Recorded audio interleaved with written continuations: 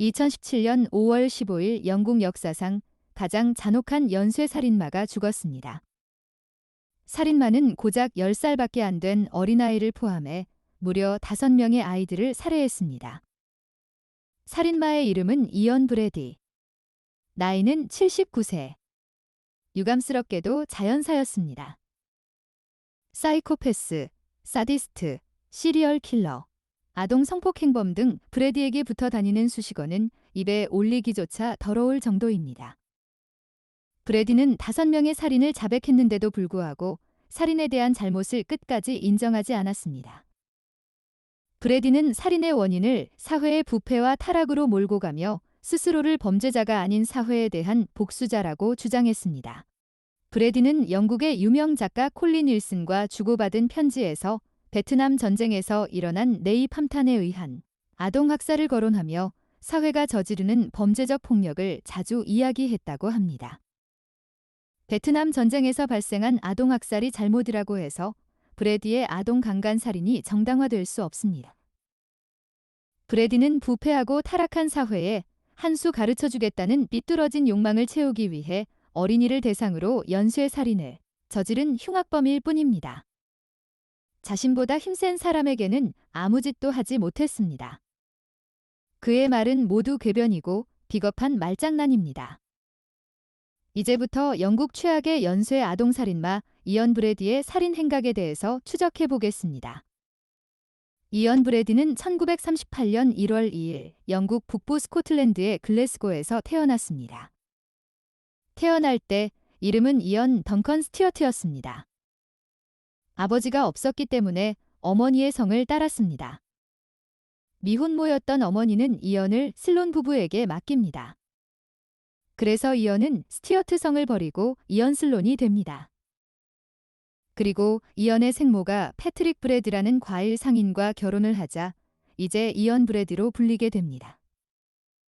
어린 나이에 평범하지 않은 많은 경험을 한 것은 부정할 수 없는 사실입니다. 하지만 어린 시절이 불행했다고 모두가 범죄자가 된다면 세상에는 범죄자만 득실될 것입니다. 이언 브래드는 소년 시절부터 많은 연쇄살인범이 그랬듯이 동물을 학대했습니다. 학업도 15세에 그만두었습니다. 그리고 여기저기서 자벽부로 일하며 생계를 꾸려나갑니다. 그러던 1960년 1월 16일 브래디에게 중요한 사건이 하나 발생합니다. 바로 마이라 힌들리라는 여성을 만난 것입니다. 그날은 마이라 힌들리가 맨체스터의 화학회사 미러지에 타이피스트로 취직한 날이었습니다. 그녀는 브래디에게 첫눈에 반해 사랑에 빠졌고 브래디는 이런 마이라 힌들리를 손안의 인형처럼 가지고 놀게 됩니다. 흥미로운 것은 전형적인 영국 워킹 클래스 집안의 평범한 소녀가 그토록 잔인한 아동 연쇄살인의 공범이 될 수 있었느냐입니다. 마이라 힌들리는 브래디를 만나기 전에는 동물과 아이를 사랑하는 가톨릭 신자였기 때문입니다. 그에 반해 브래디는 13세 이후로 경찰서에 들락거렸고 1년 동안 소년원에 갇힌 경력이 있는 히틀러와 사드 후작의 추종자였습니다. 그녀의 일기에는 브래디가 철저히 자신을 무시했고 그럴수록 브래디의 사랑을 얻기 위해서 집착하는 내용이 담겨 있습니다. 그의 거친 욕설과 모욕에도 불구하고 마이라 힌들리는 지배 성향이 강한 브래디에게 빠져듭니다. 마침내 브래디의 사랑을 얻었을 때 마이라 힌들리는 그를 위해서라면 무엇이든지 할 수 있다고 결심합니다. 미러즈에 들어온 지 12달이 지났는데 이제야 겨우 그와 데이트를 했다. 이언과 내가 평생 서로를 사랑하고 결혼해서 죽을 때까지 행복하게 살면 좋겠다. 브래디와 첫날 밤을 보낸 후 마이라 힌들리가 일기장에 적은 내용입니다. 이제 마이라 힌들리는 브래디를 사랑하는 차원을 넘어서 숭배하는 단계로 접어듭니다. 브래디는 성적인 쾌락을 위해 사드 후작을 읽는 것이 아니라 사드 후작의 반사회적 주장을 탐닉하기 위해 읽었습니다. 사회는 완전히 썩었고 인간의 생명은 자연 앞에서 무의미하고 무가치하며 모든 것은 우연의 산물일 뿐이다. 도덕은 빈곤층을 그 자리에 묶어두는 수단일 뿐이고 지배자들이 만들어낸 망상이다. 오직 쾌락만이 실재하는 선이고 이를 위해서 강제력을 행사하는 것은 강자의 선천적 특권이라는 브래디의 주장을 그대로 받아들입니다. 브래디가 히틀러와 나치를 추종하는 것에도 그녀는 아무런 거부감을 느끼지 않았습니다. 범죄 경력 때문에 총을 가질 수 없었던 브래디를 위해 마에라 힌들리는 소총 클럽에 가입을 하고 소총을 구입합니다. 처음에 그들은 이 총으로 은행 강도를 모의했지만 성공 확률이 낮아서 포기하고 맙니다. 이 즈음에 브래디는 카메라를 구입하여 마에라 힌들리와 변태적인 사진들을 찍습니다. 그녀는 브래디를 숭배하며 그의 요구에 어떤 저항도 하지 못합니다. 썩어 빠진 사회에 한 수 톡톡히 가르쳐주겠다는 망상과 마에라에 대한 지배력을 탐닉하던 브래디는 더러운 계획을 세웁니다. 바로 어린이를 유괴해 살해하는 것입니다. 마에라 힌들리가 운전교습을 받고 난 후 그들은 1963년 5월 모리스 중고 소형차를 구입합니다. 이 차는 어린이들을 유인하는 데 이용됩니다. 그리고 이들은 그토록 꿈꾸었던 완벽한 살인을 2달 후에 실행합니다.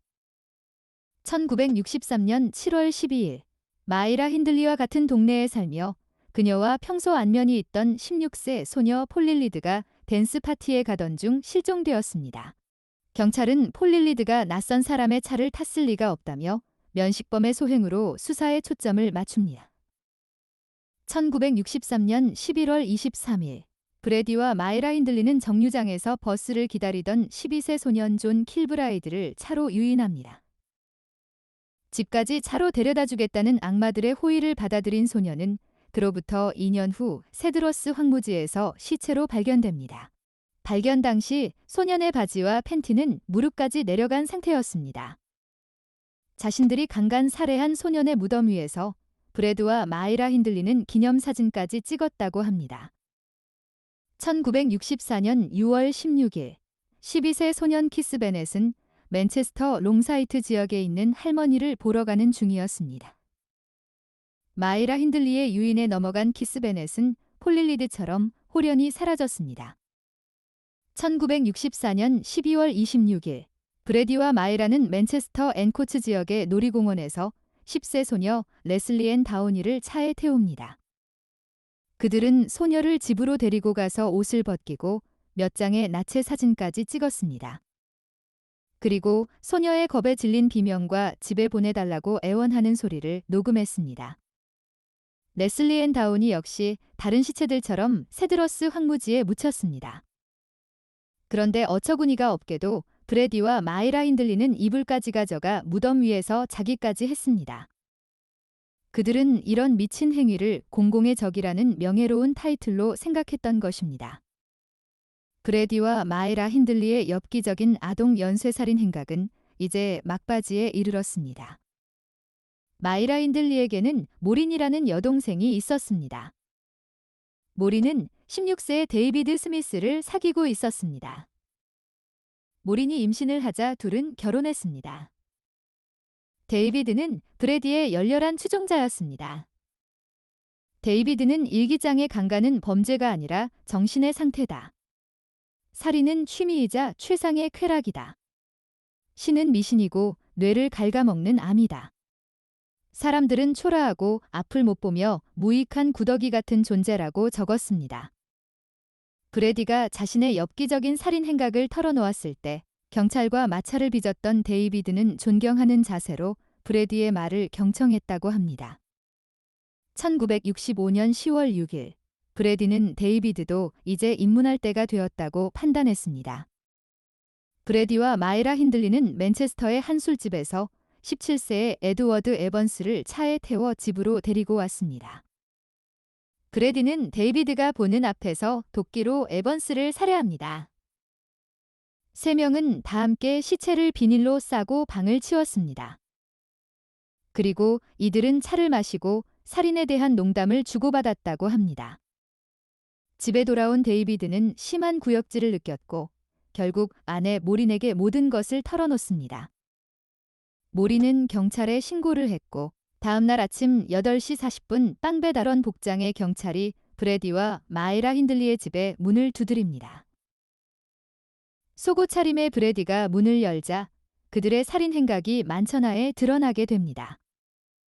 1966년 5월 6일 브래디는 3번의 종신형, 마에라 힌들리는 2번의 종신형을 선고받습니다. 이들의 재판 과정과 교도소 수감 이후 벌어진 사건들에 대해서는 2부에서 다루도록 하겠습니다. 그럼 더 좋은 영상으로 찾아뵙겠습니다. 감사합니다.